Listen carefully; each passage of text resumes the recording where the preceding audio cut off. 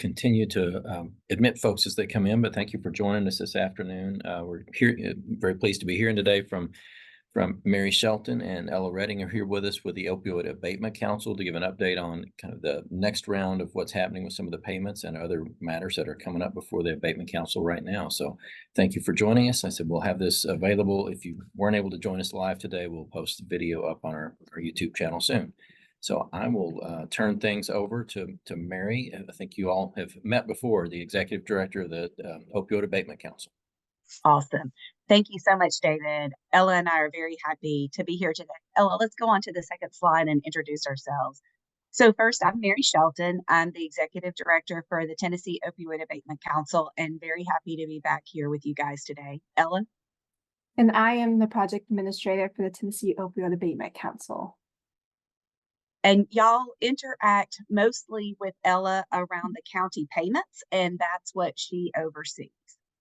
So just real briefly, we're going to do another introduction for the Opioid Abatement Council and the responsibilities of the council. I think we'll probably do that every year. I know there's some turnover, and also it'll be just a good refresher.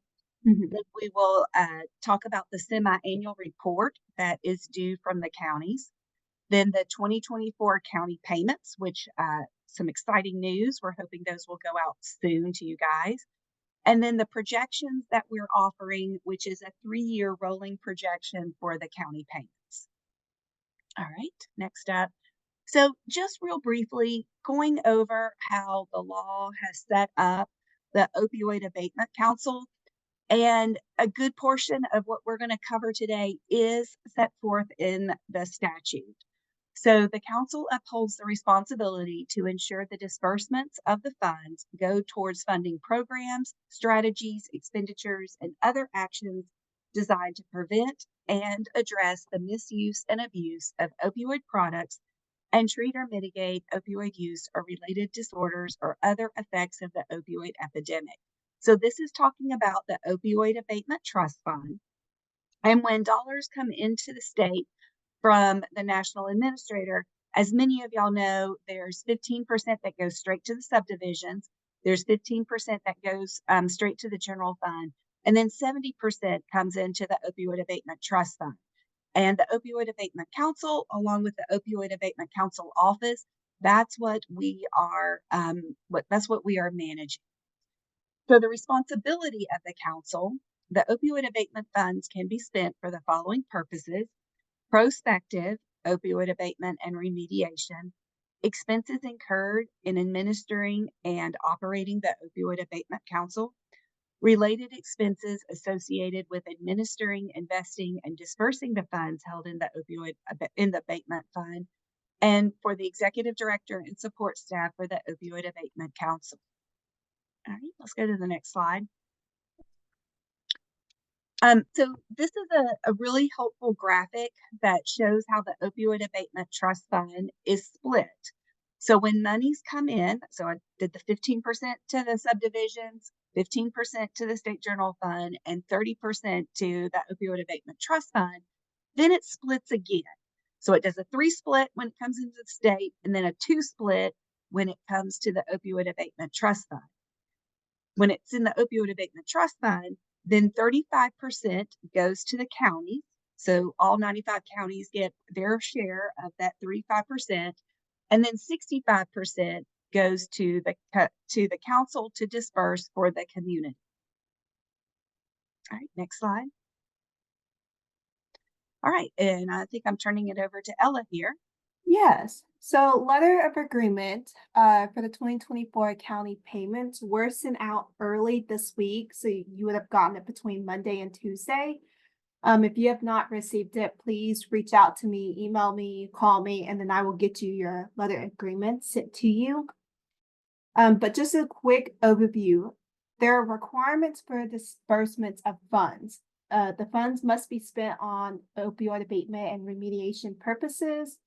All records shall be maintained in accordance with state law, and then the county shall obligate all funds for specific purposes as consistent with this agreement within the initial 2-year time period of the 4-year time period.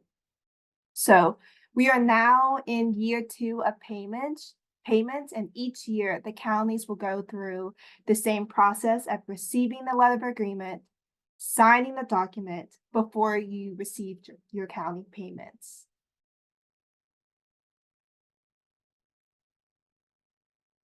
And then the semi-annual report.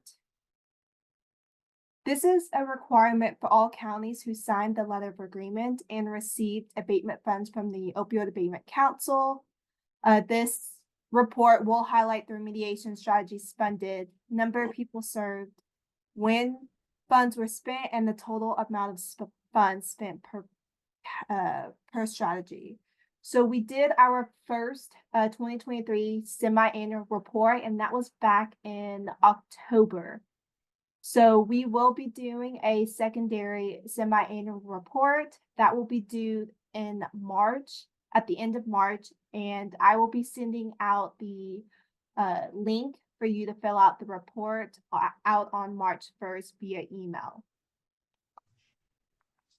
Again, that will be due on March 30th. So we have to do it 2 times a year, on September 30th and March 30th. And I just wanted to highlight here this, and for those of you who remember doing the report last year, we do these through a link, as Ella stated.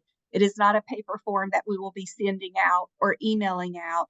It will be a link that you will click on and complete the report. And it will be from, again, like Mary said, through email, and it's going to be from the opioid.abatement@tn.gov. Mary and Ella, this is David. Did you guys get full participation in the reporting back at the previous one? We did. We got all 95 counties. So Great. Thank you. So this is our 6 strategies. These are activities from the remediation list. And then these are also located under our work tab on our website. And you can see the activities sorted out by these 6 strategies. What's that? We know what the website is? I'm sure it's on there. So where can you find the remediation list? So when I sent out the letter of agreement earlier this week, I also attached the remediation list to the email. So you have access to that through your email, as well as on our website under our work, you can also find the remediation list as well. We also have another document on our website. The activities from the remediation list are sorted out by the 6 strategies. This should help you when completing the semi-annual report. If you did not use it the first reporting, it will be helpful for your March 30th reporting.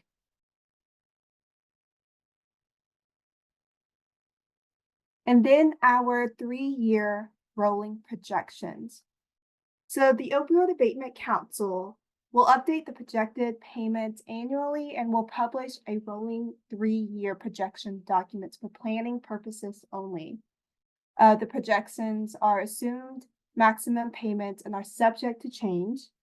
The OAC does not have any control of the timing or final fundings amount received.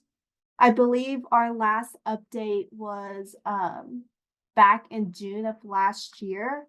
We did recently just upload an updated 3-year rolling projection on our website at the end of January. So the Opioid Abatement Council calculates the projections using the prescribed 35% of the Opioid Abatement Trust Fund, and then it is multiplied by the county allocation percentages. So here I have some of the counties for your 3-year rolling projections for 2024, 2025, and 2026. Again, we are always in contact with the Attorney General's office to ensure that we have updated information regarding payments. We have, again, updated the rolling 3-year projections, and it is on our website under our work. And it's based on our current payments from the distributors. This updated projections include payments from distributors, J&J, CVS, Walgreens, Allergan, Teva, and Walmart. So the amount that you see for the next 3 years, those are the payments that are included. I'm gonna give y'all just a few seconds for you to be able to look for your counties. And Ella, you said this is already on our website, correct? Yes, it is already on our website under our work. And we do get that. It would be very helpful for y'all to know what it is you're going to be receiving over the next 16 years. But we definitely take the guidance of the Attorney General's office and know that the money that's coming in from the national administrator, there's several variables. There's the timing, there's the potential for other bankruptcies, and there's the potential for money to come in now rather than later, or later rather than now. So we try to get you the information that we feel most comfortable giving it.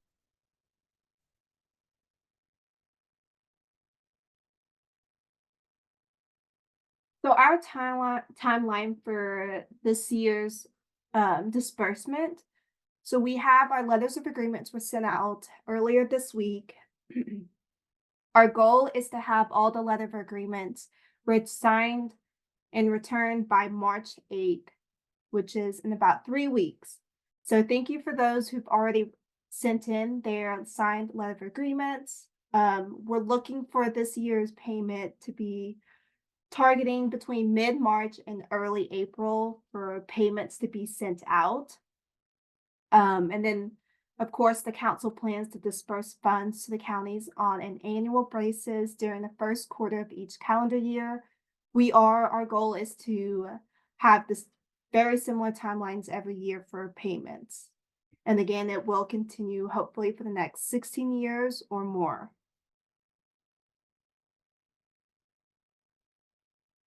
And then if you have any questions or concerns, please feel free to reach out to us to opioid.abatement@tn.gov, or you can also go to our website.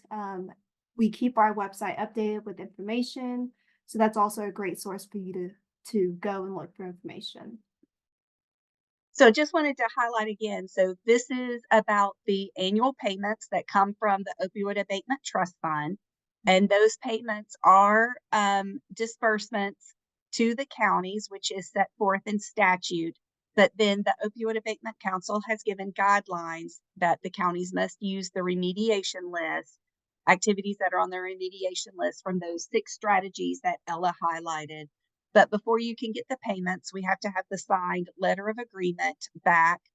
And then twice a year, there is a report.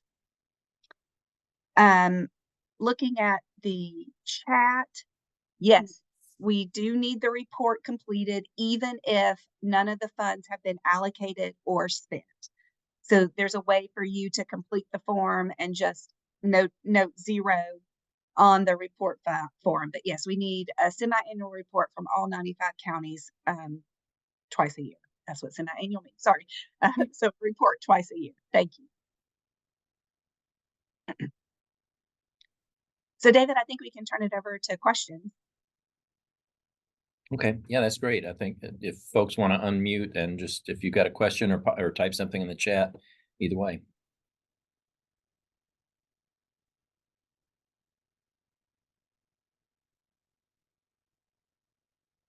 But this email address right here, opioid.abatement@tn.gov, is the best way to reach us and to send any questions. Bill Newman, I've got a question if you can hear me. I can hear you. Yeah. Okay, we got, the agreement. We've sent it back in, but the amount that was on there was like 147,000. And when the chart you showed for 24 was like 41,000. Can you explain that to me? On the chart for Lincoln County, excuse me. It was Lincoln County in 2024. On that, it had 41,000 some odd. The agreement that we got this week was for the amount we should receive, mid-March to April, was 147,000. Oh, you know what? I don't think okay. Yes, I will update that. I don't think I updated 2024 payments because we had to do an adjusted a number amount for the new settlements that came in. So I would disregard, I know the first column for Anderson to Grundy is correct. But I don't think I updated the rest of the last two. So his LOA is correct, and we need to just update the Yes. 3-year rolling projections. Okay.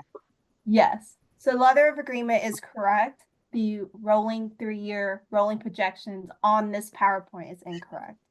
But our website is correct. All right. We will get things updated. Thank you for that question. It's a lot of Thank you. Yeah. Reminder on when semi-annual reports are due. So they're due every year, March 30th and October 30th. I think we're in pretty good shape. Like I said, we've recorded this, so we will post it on the website. I know not everybody can always join. So if we get further questions, we'll be in touch, and appreciate all the information. Absolutely. We're always happy to be here. And as far as I'm concerned, and I think it's just great that for us to come back at least once a year as a reminder on the process, and also so y'all can put faces with names and different things like that. So David, thanks so much for the invitation. Absolutely. All All right. right. Thank you for being with us. Yep. Okay. Thank you. We'll see y'all later.